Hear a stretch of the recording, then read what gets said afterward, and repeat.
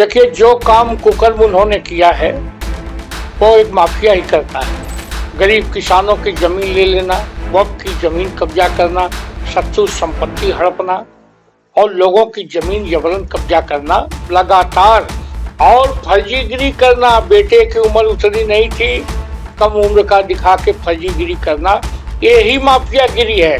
शायद आजम खान साहब को समझ में आने लगा है कि उन्होंने जो भी काम किया है वो माफिया ही करता है, और इसलिए कानून उन्हें दंड दे रहा है।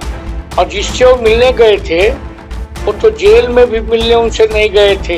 उनकी पत्नी रो रो के कह रही थी अब अल्लाह ही इंसाफ करेगा। मेरा नाम है मोहम्मद राशिद और आप देख रहे हैं नव भारत लाइव।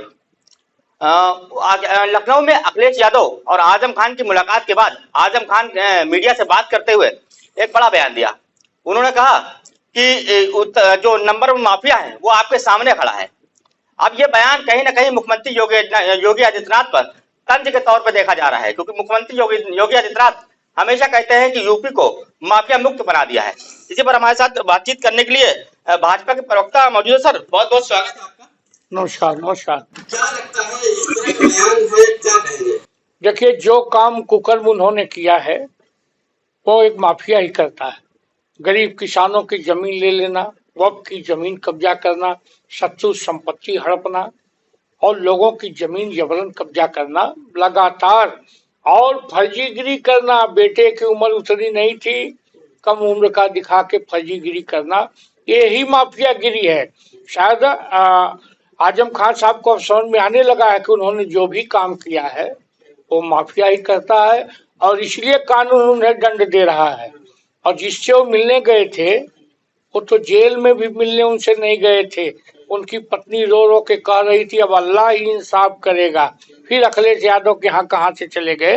मेरा यह कहना है कि जो काम आजम खान साहब आप कर रहे हैं, कानून आपको दंड देगा, उसकी सजा आप पा रहे हैं, उसी को माफियागिरी कहते हैं। आपने निश्चित तौर पे आप धन्यवाद के पात्र हैं कि आपने स्वीकार कर लिया कि मैं माफिया हूँ।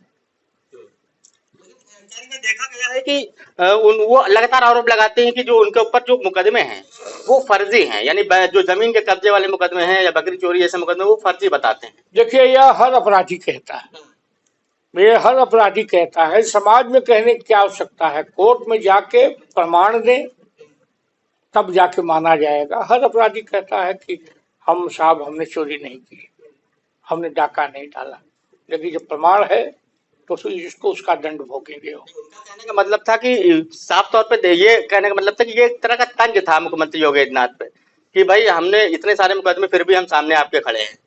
देखिए, तंज है वो अपना मुकदमा लड़े, पहले मुकदमे से नहीं जा पावे।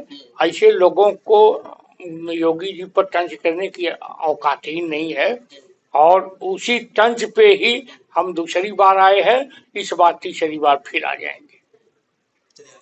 बहुत धन्यवाद। तो ये थे हमारे साथ भाजपा प्रवक्ता आलोक पांडे जी, अशोक पांडे जी, माफ कीजिएगा, ये अशोक पांडे जी हमारे साथ मौजूद थे और इन्होंने साफ तौर पर कहा कि उनको जो माफियागिरी की है वो सच में उन्होंने मान लिया है कि वो माफिया है और उनको दंड मिलेगा, और इसी बात का उनको दंड मिलता चला आ रहा है। लखनऊ से मोहम्मद राशिद, नव भारत।